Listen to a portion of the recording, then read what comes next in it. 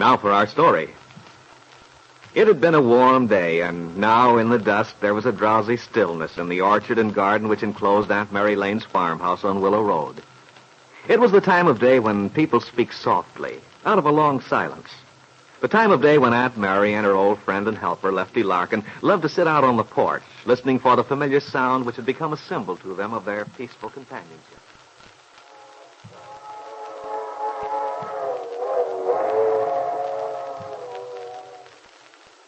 There it goes.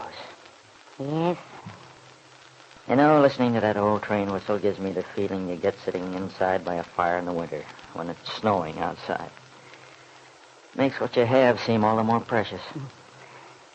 I'm always so glad to know you feel that way, Lefty. I remember when you first came, you used to look so restless, as if you were afraid you were missing something awfully exciting somewhere. And when the train went by, it seemed to be all you could do to sit still. Yeah.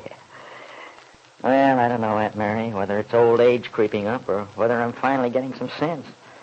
But I certainly don't feel like that anymore. By and large, I'm so contented these days, it almost makes me feel guilty. Guilty? But, Lefty, why? Oh, you know, Aunt Mary, the things that are happening all over the world. In Europe and Asia, riots, people starving, and cities in ruins. Everybody confused. The nations prowling around each other, suspicious and growling deep in their throats like animals, getting ready to fight.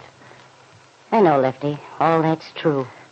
But... It makes me feel like I ought to do something. Try to help some way. And here I am sitting back enjoying the scenery, planting a crop, tending the chickens. And all I know about what's going on is what I read in the newspapers. Well, Lefty, you're filling your own place in the best way you know how. And the fact that you care about these things is important. It isn't much, I know. But it seems to me that's the best that people like us can do. Yeah, I suppose so. And, Lefty, right here at home, there's a lot we can do. Just trying to be decent to other people. Trying to help people who need help. Yeah. Yeah, you're right, Aunt Mary. See that the other guy gets a break. That's it. Yep. I know I have a lot to learn in that direction. I'm such a stubborn, unreasonable cuss. Well, Lefty, much as I like you, I must admit you're all of that sometimes. Yeah, I know, Aunt Mary. For instance, when I found out Nicholas Dorn had left town, that he and Peggy aren't going to be married. You know what my first thought was? No, but I can imagine. And, of course, now I realize it wouldn't do for her to marry Nick with a setup like that. I mean, when she wasn't in love with him. No, it wouldn't, Lefty. Neither Peggy nor Nicholas could possibly have been happy.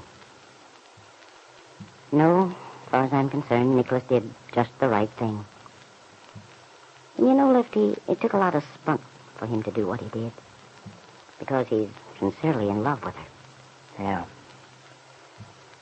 Well, I sure hate to see it turn out this way. I liked Nicholas.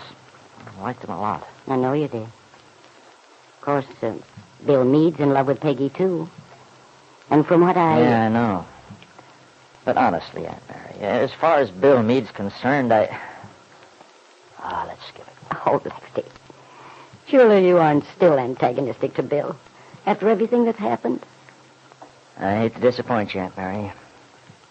It isn't as if I didn't feel sorry for the guy on account of what he went through during the trial. He really got a pretty raw deal. But sometimes I wonder if you can blame everything on circumstances in his case. Look at it this way. Bill didn't have to marry Kit. After all, she didn't hog-tie him, you know. He must have a mind of his own, or at least he should have. Well, certainly Bill's made mistakes, Lefty. But I think they're honest mistakes. Lefty, when you look back on your own life, can you truthfully say you haven't made any mistakes? Perhaps just a serious one? Yeah, you've got me there.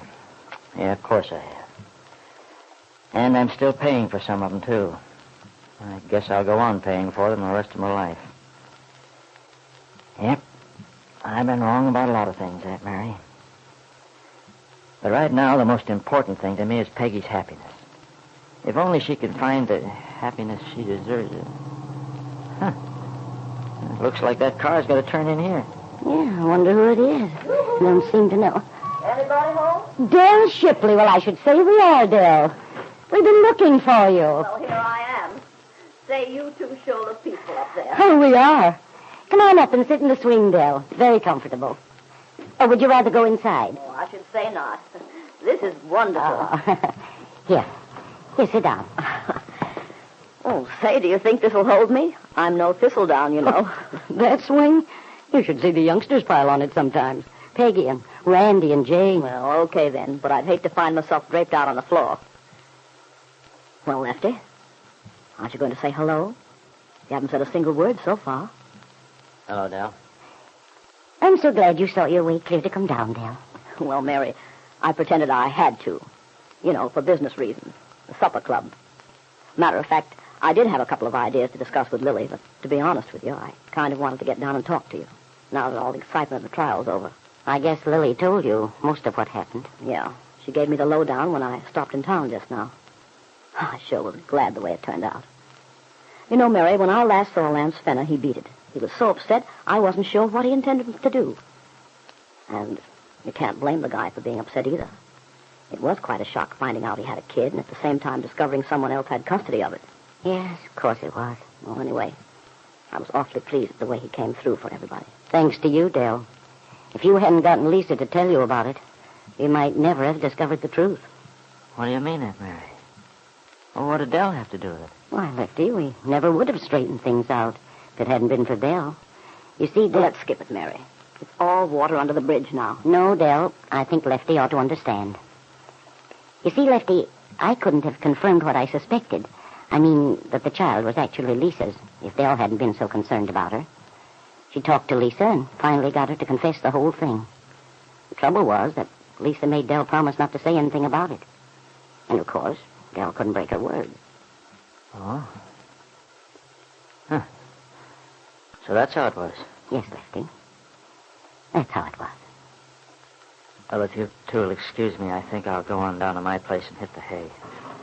Good night, Aunt Mary. Night. Good night, Dell. Good night, Lefty. Same old thing. The minute I show my face around here, Lefty beats it. No, Dell, this isn't the same thing. Couldn't you tell? Why don't you go and talk to him for a minute? Think I should, Mary? Yes, Dell. I do. Lefty, I hope you don't mind my following you down here. I'll only stay a minute. That's okay. I'm glad you did, Dell. It seems to me whenever I'm around here, you get out as fast as you can. I'm not super sensitive, Lefty, but gosh, it makes me feel pretty low. I'm sorry, Dell. Guess maybe I have in the past. But tonight, well, what Aunt Mary said sort of bowled me over. I mean, I realized how wrong I've been all these months. I guess you knew what was going on way back there the last time you were down. I remember you tried to warn me that Peggy'd make a big mistake if she married Nicholas Dorn. Well, I was pretty sure she wasn't in love with him. Yeah. I didn't want her to be unhappy, Lefty. She's your daughter. Yeah. Well, she's not going to marry him. Nick broke off the engagement and left town. Lily told me. So, I guess Peggy and Bill will get together after all, Dale. Yep. Maybe that's the way it was intended to be. All along. But at that same moment, someone else was thinking of Bill Meade, too. Ben Calvert, Bill's former father-in-law. Ben thought with hate. Bill Meade. This whole thing was Bill Meade's fault.